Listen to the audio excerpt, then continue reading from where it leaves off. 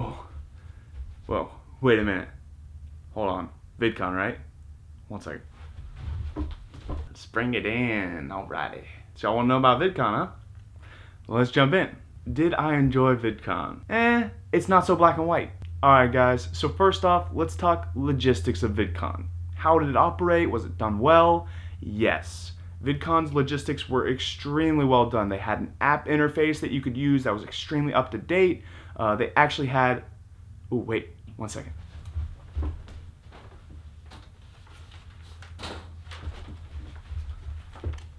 They also had a notebook, or booklet if you will, all the activities. And what's great is they had them off every single day. Not only that, guys, but there was people at, every single escalator, every single gate entrance there to help you if you were confused or didn't know where you were going or what you were doing. Not only that, but they also had color coordination. So there was 3 different categories. You could be a community member, a creator, or an industry member. And at these different levels, you had access to different points. Community, just access to community. So it was about $150. Creator, which I did, was about $250. You had access to all the community events as well as all the creator events. And then there was industry level, which was about $850. And that was access to everything. That might be something for me to do next year, but I digress. So logistically, guys, it was run extremely smoothly, extremely well. Everything, again, was very up to date and clear and precise. I was never lost. Again, going to a big convention, it can be overwhelming. There's tons of people. It's a huge property, huge area, but it was super easy, guys. Again, everything was color coordinated. All the creator events were in the creator building, so I didn't have to jump all over the place like I was back in college doing lecture halls. Yeah, got a text. So overall, in regards to logistics, it was run extremely smooth, and I have no hate or no fault for anything they did. It was done extremely well. So jumping on to the next point of if VidCon is worth it, keynote speakers. Guys, this is where VidCon thrived and killed it. I thought the keynote speakers were incredible. Now again, I stuck to creator level. I didn't even go to community events. I didn't see one community keynote speaker. I literally was stuck on the creator level and I loved it. I mean, I was seeing CEOs talk, I was seeing YouTube stars with 5 million to 8 million subscribers. There was YouTube stars that were just small and upcoming. I mean, there was people from every single level. We even had the CEO of Patreon, Jack, come and talk, which was awesome. Casey Neistat came and talk. So you got to see some really, really awesome keynote speakers.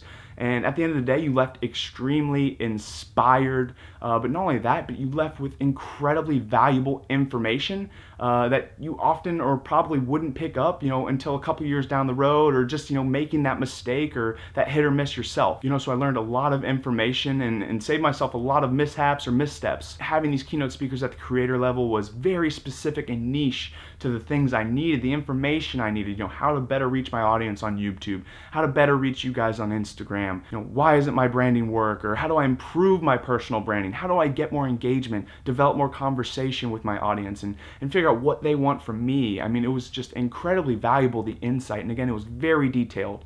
Not only that, but these keynote speakers were extremely humbled people. I mean, these guys were sticking around, an hour to 2 hours after their keynote session just to answer questions, which was really humbling and cool to see, people at this top level, changing the game and still remaining humble and still just trying to help each other out and build up all the other creators as well. So I really respected that, and I just thought the keynote speakers were so awesome. If you're thinking about VidCon in regards to getting insight from keynote speakers, it is incredible, and I cannot overemphasize that enough. Another point you definitely want to hit on in regards to VidCon is networking. How is the networking? Guys, this is where I was maybe a little disappointed with VidCon, surprisingly. They had a bunch of opportunities for networking and they had these events, but they were way too generalized. For example, so they'd have a creative or they'd have a visuals creative networking event, and then you'd go in and there'd be people doing everything from puppet shows to movie reviews, which is awesome. I have so much respect for that and I love it. But at the end of the day, it was really hard for me to network and find people that were specific to my niche. People that were doing travel, adventure, lifestyle work in regards to photography and filmmaking. It really was a struggle for me to seek out and find these people at these networking events. Even when it felt like it was a niche topic, I still couldn't find, all these creatives that I really wanted to. Again, I did make some great networking connections. I met some awesome people, but it was challenging. I really had to go out of my way to find them. Another thing you have to notice and realize is it's VidCon. So absolutely everybody is walking around with a camera. I mean, everyone. And not only that, everyone had a Joby or a GorillaPod. I don't know why. Anywho, guys, it was really hard to just go out and, you couldn't read people be like, oh, they're probably a filmmaker, because, again, everyone had a camera. And, again, it's not against anyone, doing their own thing, chasing their passion. I love it. I love seeing it.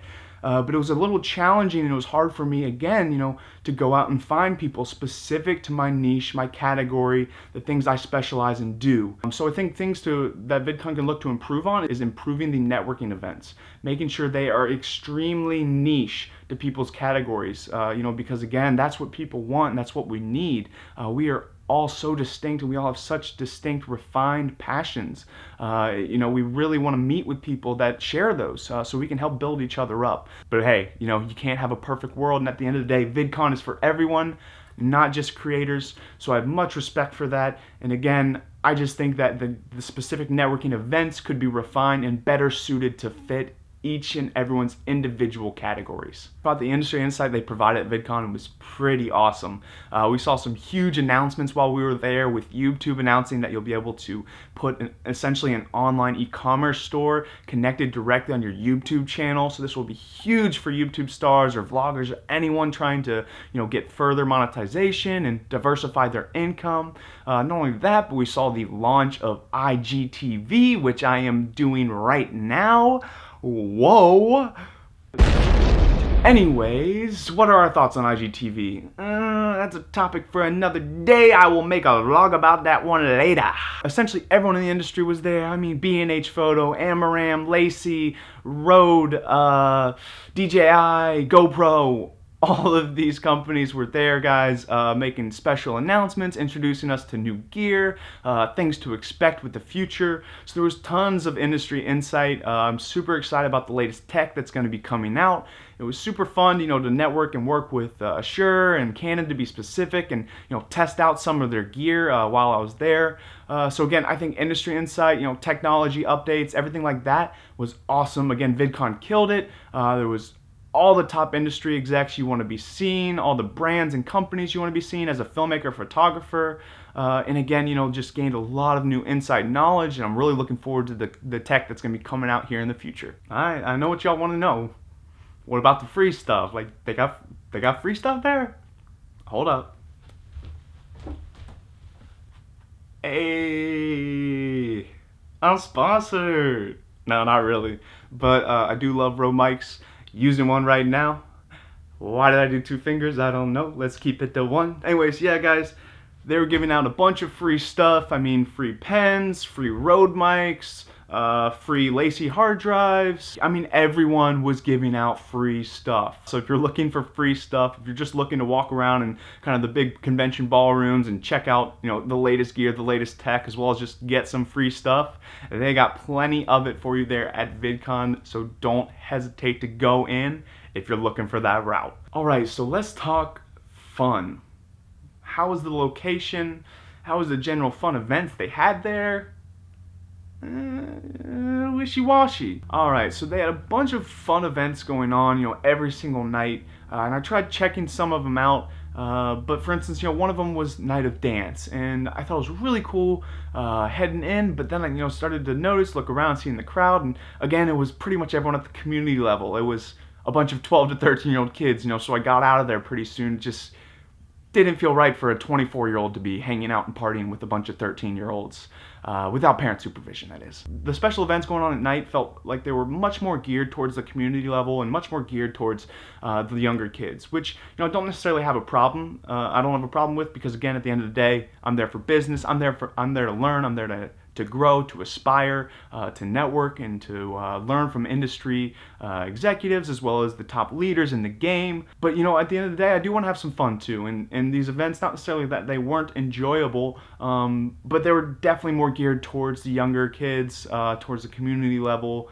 And so I was a little disappointed in that route that I didn't really get to have as much fun as they did, but that's okay. You know, the last night they did have a creatives final networking event that went on for 2 hours. It was free appetizers, open bar, and that was incredible. I kind of just wish they did that every single night, you know, because I didn't get to talk to everyone, but I definitely, that's definitely where I thrived and made the most connections of all. So I definitely just wish they had more of that kind of stuff going on for creators and people at the industry level. That way, you know, that we can network, we can connect. Old people can have fun too, you know. That's all I'm saying. So I have no idea how long my computer's been off for this vlog, but for continuity's sake and, you know, just keeping everything cohesive, let's pretend it was just on the whole time, okay? I'm gonna turn it on now.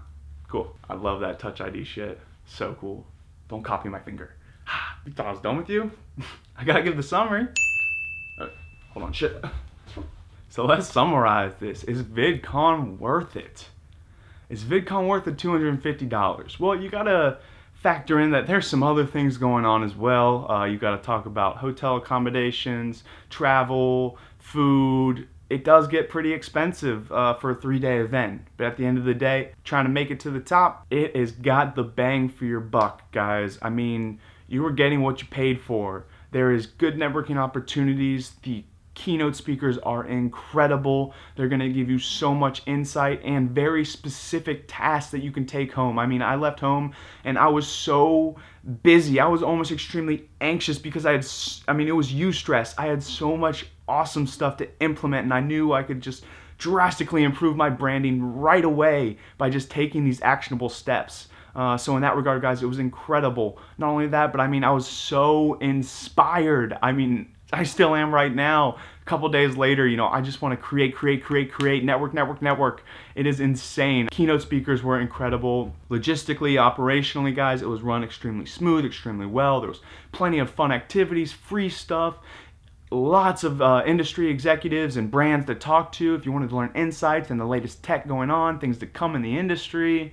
I mean, just everything, guys. It was so well done. It was incredible. Again, the only complaints I have is I wish there was more niche, refined networking events, and I wish that there was a little more fun activities for the older generations, you know, the creator level, the industry level, people in their 20s to 30s.